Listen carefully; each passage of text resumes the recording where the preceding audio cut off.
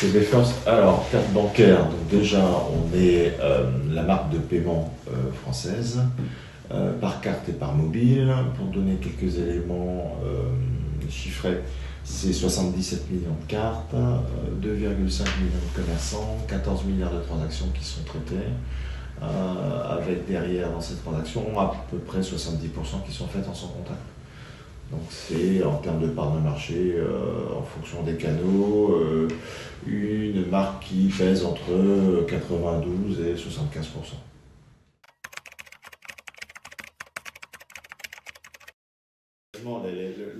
Le principal défi qu'on a chez CB à la réflexion, c'est pas tellement de reverser la table, c'est d'expliquer CB. Le produit, il est extrêmement fiable. Il y a moins de 200 incidents par an pour 77 millions de cartes. Donc personne n'en parle, ça fonctionne, personne ne se pose la question, quand on va utiliser sa carte, est-ce que ça va fonctionner? Et ça fonctionne en plus rapidement. On ne va pas attendre 3, 4, 5 secondes que ça aille à la banque, que ça revienne, etc., ce qui est le cas dans certains pays. Donc du coup, c'est un non-sujet la carte, d'accord?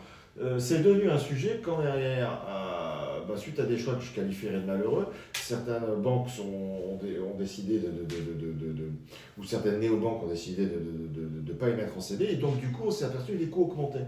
Et qui s'en est aperçu? Les commerçants au niveau de leurs factures. Et c'est là où c'est devenu un sujet. Donc qu'est-ce que ça veut dire? Ça veut dire derrière qu'il y a un vrai choix à faire. Et ça, c'était un truc qui est nouveau parce que pour un sujet qui ne pose aucun problème, pourquoi choisir? Ça marche très bien. Non, il y a un vrai choix parce qu'il y a une vraie concurrence qui a été installée et favorisée par l'Union européenne. Ça, c'est le premier point. Le deuxième point, c'est qu'à partir du moment où il y a une concurrence, il y a des choix sur des critères. Donc, il faut faire un peu d'explication de texte. C'est pas parce que le produit est fiable que pour autant ils sont tous pareils. Non, il y a des vraies différences. Et puis, il y a des différences qui sont... Et du coup, ça nous amène à faire un peu plus de pédagogie aussi sur les aspects techniques. Je m'explique. Tu parlais du digital. Si le digital tombe, il n'y a plus rien qui se passe. Parce que derrière, tout passe online, si jamais le télécom, et ça arrive de temps en temps, on l'a vu encore le mois dernier sur un de nos concurrents, plus rien ne fonctionne. Okay, et donc, il n'y a pas de backup. Sauf sur un scheme, sauf sur une marque, qui est CB. Pourquoi? Pendant très longtemps, les coûts des télécoms faisaient que derrière, on n'allait pas systématiquement chercher d'autorisation quand on faisait une transaction. La carte dialoguait avec le terminal en autonomie, on frappait son code confidentiel grâce à l'invention française de la puce, et si jamais le code était le bon, en autonomie, la transaction se dénouait, on n'allait même pas regarder ce que faisait la banque. C'est en fin de journée, le soir, elle allait récupérer les informations. C'est ce qu'on appelle le mode offline. Il existe encore chez CB. Okay. Maintenant, derrière, on a un autre mode qui existe, qu'on appelle le mode online. C'est qu'au moment où je fais la transaction, il y a ce dialogue, et je vais aller voir si le compte est approvisionné en temps réel, parce que maintenant, on est passé à l'IP, l'IP ne coûte plus rien, et donc du coup, l'équation économique des télécoms, elle n'est plus pertinente. Okay, sauf que le mode dont je vous ai parlé tout à l'heure, le mode offline, il existe encore. Donc le jour où il y a un coup de pelleteuse malheureuse sur un sur un câble, si jamais il y a quelques-uns qui ont la mauvaise idée de faire passer une petite bombinette sur un câble en verbatique ou ailleurs, nous on continuera à fonctionner. Parce que nativement on fonctionne comme ça. Et ça aussi c'est le savoir-faire français. Les commerçants ont leur mot à dire. Et donc derrière, renouer les relations avec eux, c'est l'occasion de faire de la pédagogie et éventuellement de leur envoyer les messages que les commerçants en France doivent avoir bien en tête quand ils acceptent le paiement. Parce que derrière, ils ne sont pas en vocation à subir le choix d'autres, ils ont aussi l'occasion de pouvoir agir. Et donc pour nous, c'est important de les informer, sachant que sous l'impulsion de la Commission européenne, la concurrence s'est beaucoup accélérée. Il faut savoir derrière qu'il y a encore 15 ans, la part de marché de CB était de 97%.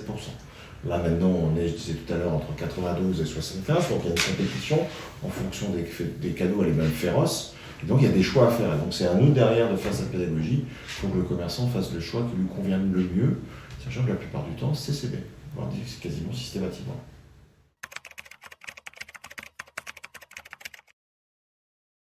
Alors le sans contact plus, c'est la possibilité de payer un sans contact au-dessus de 50 €. Mais comme derrière, actuellement, le seuil de 50 € est considéré comme étant un seuil de transaction où on commence à avoir des enjeux économiques, on va avoir exactement le même geste qu'on a actuellement au niveau de la carte en paiement sans contact, sauf qu'au-dessus de 50 €, on va demander en plus de taper son code confidentiel. Ce qu'on ne demande pas en dessous de 50. Okay. L'intérêt, c'est de pouvoir derrière utiliser sa carte en paiement de la même manière.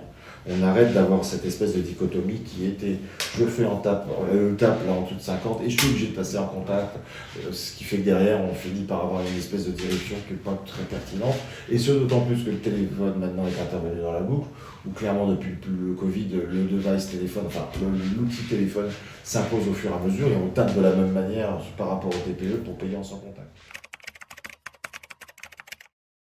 Il y a plusieurs raisons. Alors, il y a une première raison dont tu as parlé, Ronan, et qui est probablement celle qui nous parle le plus, c'est le fait que le coût de CB soit inférieur à celui de Visa et Mastercard.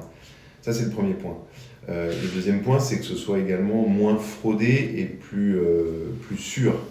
Mais au-delà de ça, en fait, en rencontrant CB, on a compris le fonctionnement de ce qui était pour la plupart des commerçants une boîte noire. C'est-à-dire que je pense que la plupart, d'abord, vous avez une carte, soit elle est entre guillemets co-badgée avec Visa, Mastercard, CB, soit généralement elle n'est pas co-badgée et c'est que Visa ou Mastercard, mais vous n'avez pas CB dessus. Donc vous pouvez vous dire, à partir du moment où il y a marqué CB dessus, bah, vous payez CB, mais vous ne savez pas forcément ce que c'est CB. En fait, ce qu'on a compris en échangeant avec vous, c'est que le commerçant a la main et qui peut décider, à partir du moment où la carte de n'importe quel de ses clients comprend le logo CB, de prioriser le paiement au travers de son TPE et que ce soit fléché vers CB. Et donc ça veut dire que les taux de commission seront plus faibles, ils seront moins fraudés, les donneries sont stockées en France, et donc il y a un enjeu de souveraineté d'une certaine manière.